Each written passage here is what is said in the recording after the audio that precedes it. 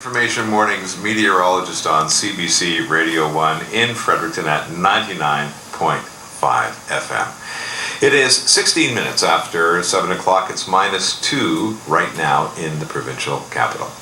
Well, it has been a long time coming, but this afternoon, the city of Fredericton says a report will be released about the controversial arrest of blogger Charles LeBlanc. Now, you'll remember the city police arrested LeBlanc last winter and charged him with criminal libel after he insulted one of their officers. The charge was dropped after the Canadian Civil Liberties Association and others pointed out that that charge had been ruled unconstitutional in other jurisdictions in other cases. So, many people questioned and criticized it all, and the city later hired Bernard Richard to take a look at what happened. Police Chief Barry McKnight retired soon after, but McKnight said his retirement had nothing to do with the case. It was something he'd already been planning.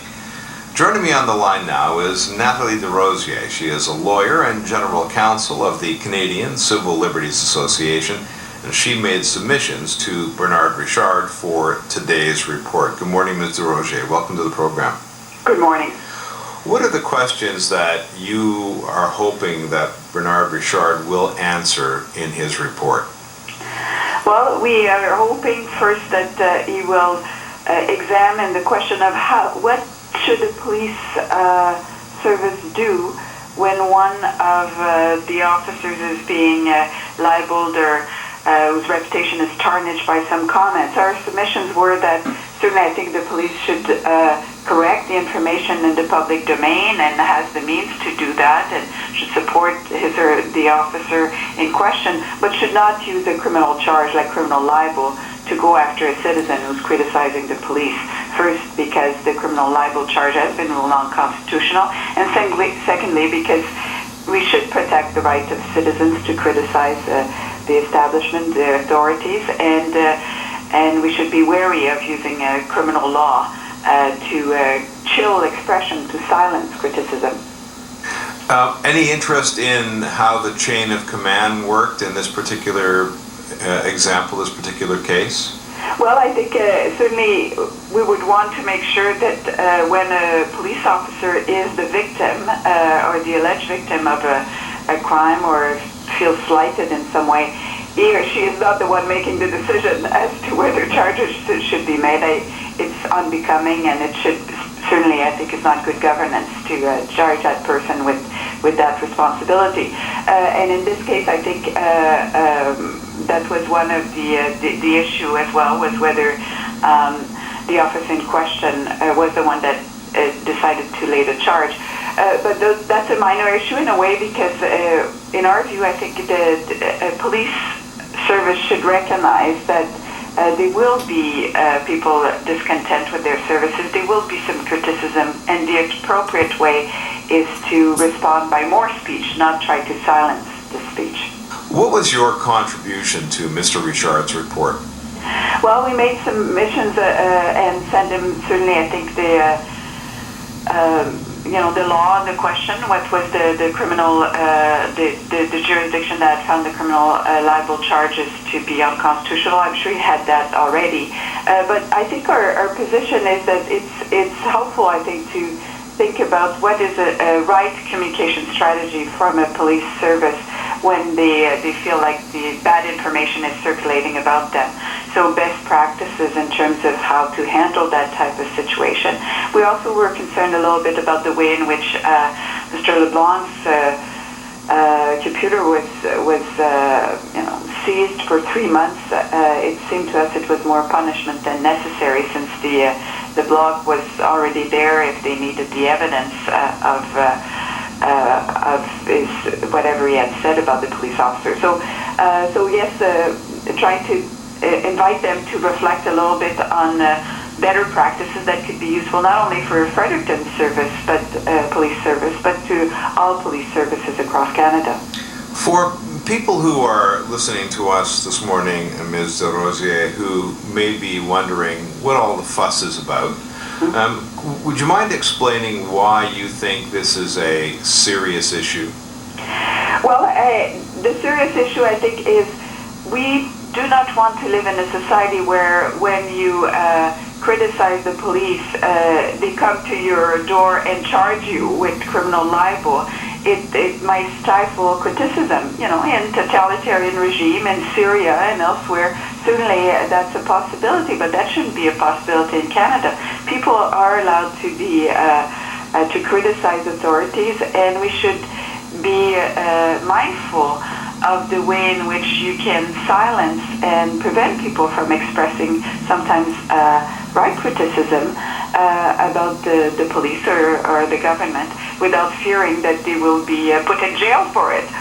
So it's a protection of freedom of expression and democracy, and we should also always be vigilant about the way in which people may abuse their powers and go after critics.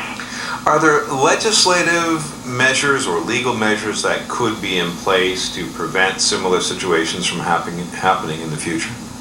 Well, certainly I think we've been asking the Minister of Justice in Ottawa to amend the criminal codes to make sure that the criminal libel provisions, which has been ruled unconstitutional in 3 provinces, is removed completely from the book, so there's no temptation to use it anymore.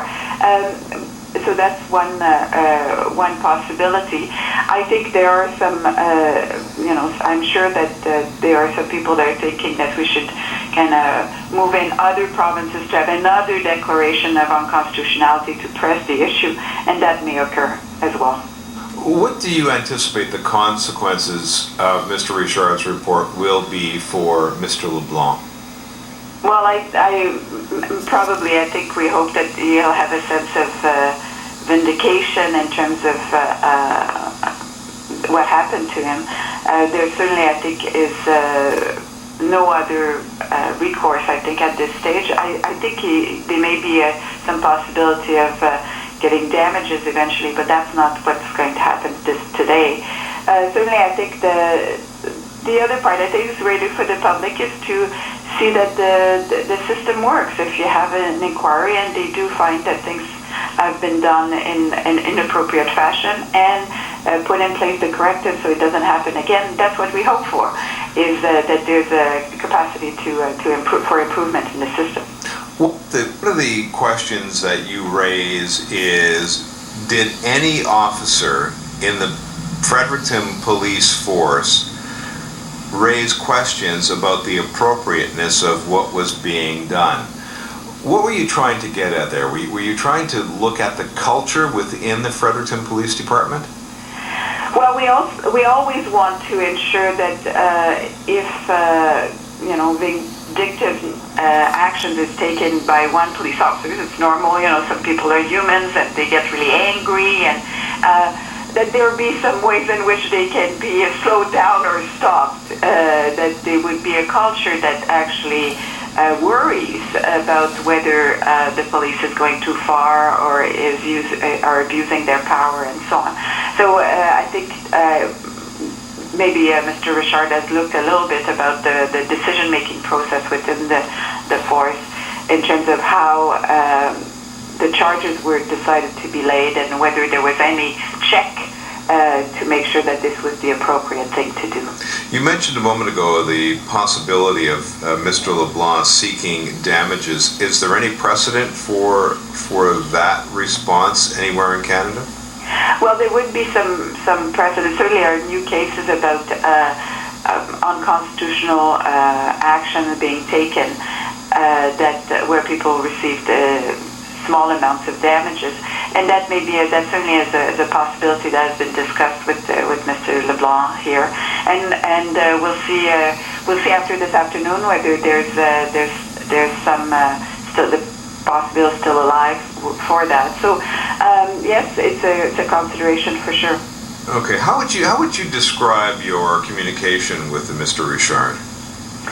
We make submissions in writing and spoke to Mr. Richard as well. So we had, I think he was in a position where he consulted people and wanted to receive submissions from the public. So that's where we took the opportunity. We do that often. We appear in Parliament. We have appear in front of the legislature. We write to people trying to inform decision makers about what are what we see elsewhere, the good practices that we've seen developing elsewhere.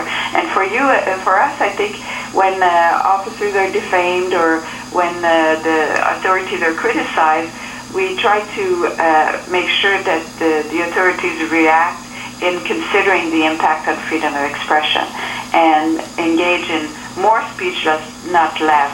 They have the ability to correct the information in the public domain, and that's what they should do, as opposed to using the criminal law to silence their critic. And Mr. Rosier, if the findings of Mr. Richard's report are not satisfactory to you, will you be pursuing this?